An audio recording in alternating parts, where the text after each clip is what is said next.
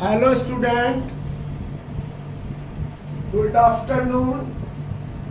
It is my second video for 10th class students, life processes. In this video we discuss about the process of nutrition in amoeba, how is a living being get their food, photosynthesis and events occur during the photosynthesis. देखिए process of nutrition का मतलब है कि किन steps में process of nutrition complete होती है। देखिए न्यूट्रिशन का मतलब है intake of food and its utilization. तो दैट इज प्रोसेस कंप्लीट 5 स्टेप्स। Number 1 injection, intake of food. Second, जब फूड अंदर चला जाता है, digestion of food, change the complex form of food into simple by the action of enzymes. Next, absorption, जब food digest हो जाता है उसका एब्जॉर्प्शन होता है, बॉडी के अंदर चला जाता है। एसिमिलेशन, यानी बॉडी के अंदर इसका यूटिलाइजेशन होता है, how food is utilised, body किस तरीके फूड को यूटिलाइज करती है, उसे हम एसिमिलेशन कहते हैं। इजेक्शन का मतलब है टू रिमूव द और to expel out the waste product outside the body, body से बाहर वेस्ट प्रोडक्ट निकाल दिए जाते हैं, उसको हम इजेक्शन कहते हैं। अब है न्यूट्रिशन इन अमीबा। अमीबा एक यूनिसेलुलर एनिमल है and this single cell help all perform all the functions. अब ये फूड लेने का काम करता है amoeba with the help of pseudopodia. It doesn't have specialized organs और system for taking the food. Pseudopodia are the false feed which can produce in any part of the body. अब just ये amoeba है, तो in the contact of amoeba there is the food. ये food particle है जिसके touch में आया है।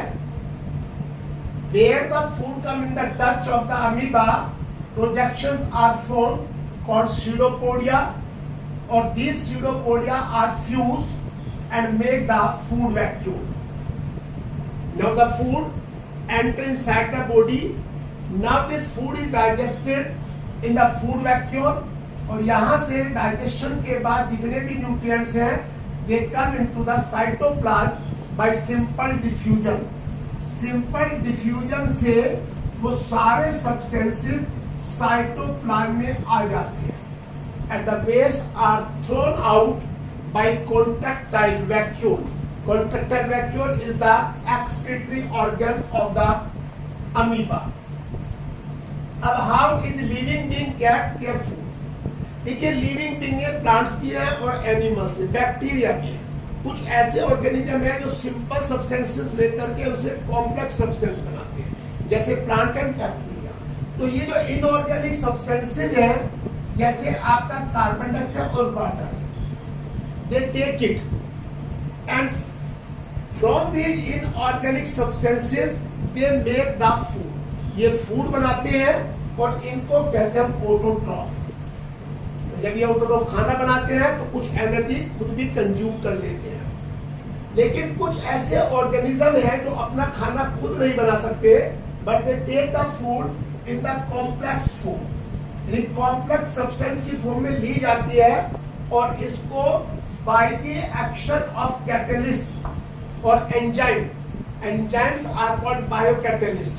तो ये बायोकैटलिस्ट या एंजाइम उस फूड को कॉम्प्लेक्स फॉर्म से सिंपल फॉर्म में चेंज कर देता है और इनको कहते हैं हेटरोट्रॉफ।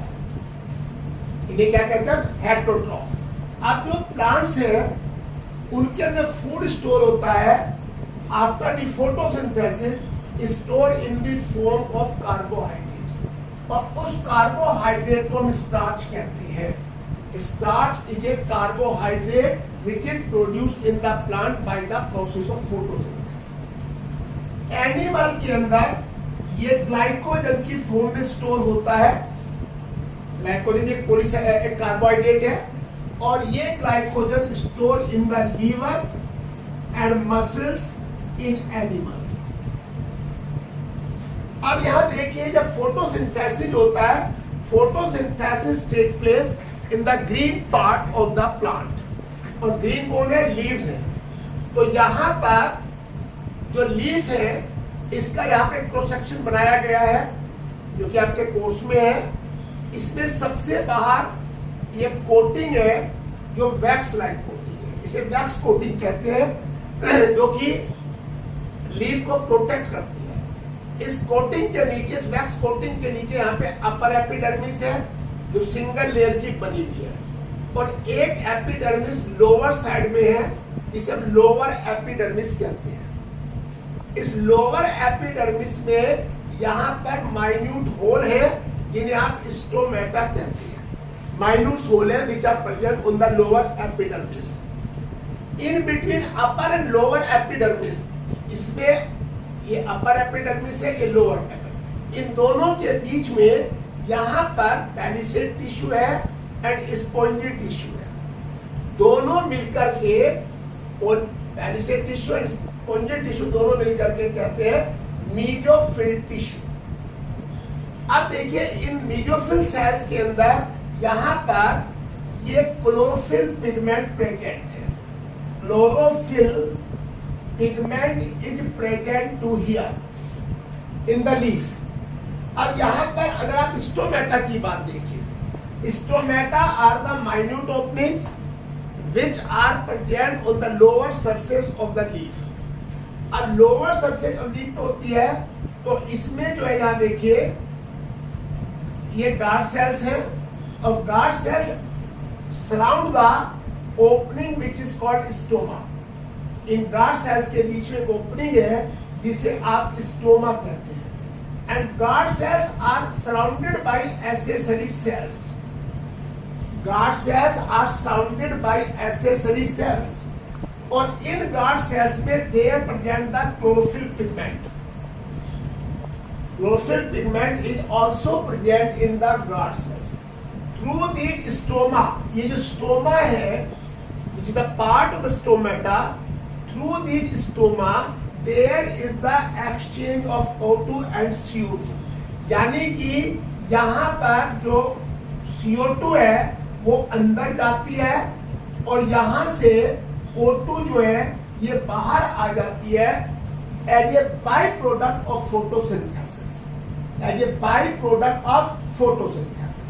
अब देखिए, जो हमारी लीफ है, उस लीफ के अंदर क्लोरोप्लास्ट होता है, और ये जो क्लोरोप्लास्ट होता है, इसकी अगर आप स्ट्रक्चर देखें, इसमें आउटर लेयर है, इसे आउटर मेम्ब्रेन कहते हैं, और एक इसके बाद अंदर की साइड में इसे इनर मेम्ब्रेन कहते हैं। यानी दो मेम्ब्रेन है, एक आउटर मेम्ब्रेन है और एक इनर मेम्ब्रेन है। दोनों मेम्ब्रेन स्मूथ है, कोई इन पे कोई भी सब्सटेंस प्रेजेंट नहीं होता। जो इनर मेम्ब्रेन है, इट एनक्लोज ए लिक्विड, यहाँ देख रहे हैं ब्लैक कलर का डॉट लाइक स्ट्रक्चर है, ये स्ट्रोमा है। Stroma is a liquid which is enclose by the inner membrane. In this stroma present the coin-like structure। ये coin-like structure है जिसको आप thylakoid कहते हैं।